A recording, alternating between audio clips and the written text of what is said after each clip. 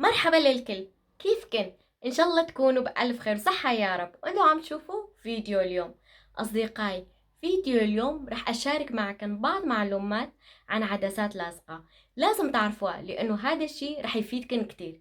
بس قبل ما نبلش فيديو اليوم، لكل حدا جديد معنا بتمنى تشتركوا بالقناة، تحطوا لايك للفيديو، فعلوا زر الجرس مشان دايما يوصلكن تعرف كل ما منزل فيديو جديد على قناتي.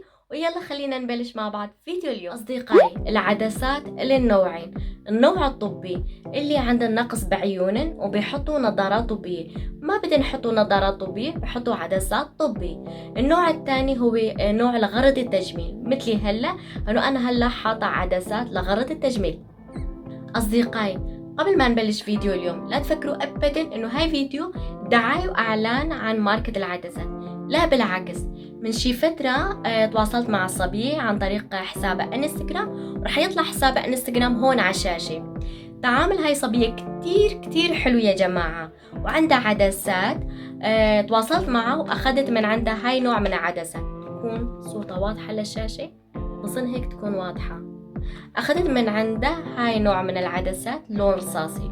لما بحطيتها بعيوني يعني ما حسيت أبدا أنه في حرقة أو كأني حاطة عدسات بعيوني. ارتحت على هاي نوعية من عدسات، مع أنه أنا شخص كتير كتير مترددة من ناحية العدسات. أنه دايما كان عم فكر أنه بدي أخذ عدسات وأشتريهم وأحطن بعيوني، بس ما كنت بعرف أنه نوع من العدسات منيحة، أنه ماركة رح يأذي عيوني ولا لا. لما أخذت هاي نوعية من عدسات وحطيتها بعيوني ارتحت كتير، كاني مو حاطة عدسات أبدا جوات عيوني. ما ترددت أبدا، تواصلت مع صبية مرة تانية وأخذت من عندها 3 ألوان تانية. اللون بني فاتح، يعني شوي أفتح من لون عيوني، وهاي عدسات لهلا حاطتها لون أخضر وكمان لون رصاصي. أصدقائي، هاي صبية عندها نوع عدسات من هاي ماركة وفي ماركة تانية، اشتريت من عندها هاي ماركة 3 ألوان.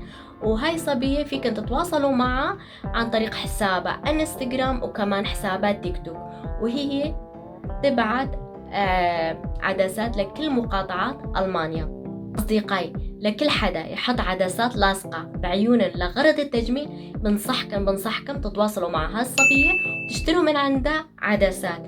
وإذا تحكوا نحن من قناة نادية الأحمد رح يعملكن تخفيضات كمان 10%. وهلا وصلنا لفقرة كيف فينا نهتم بعدساتنا.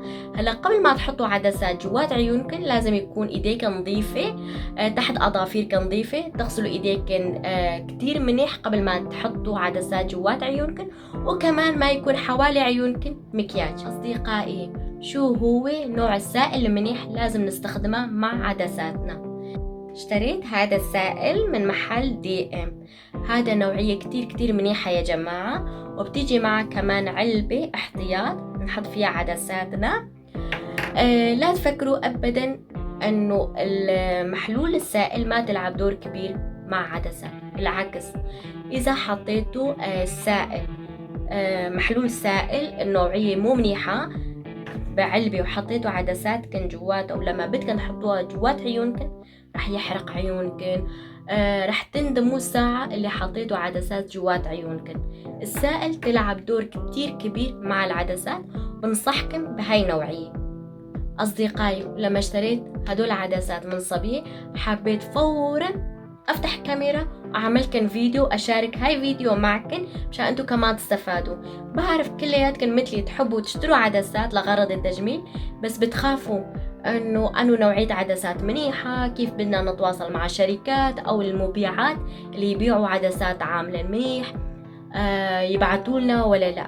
بنصحكم تشتروا من هاي الصبية، فيكن تتواصلوا معها على حسابها انستغرام، حسابها تيك توك، تعاملها كتير حلو، وان شاء الله بعرف كمان كتير منيح رح تدعوا لي.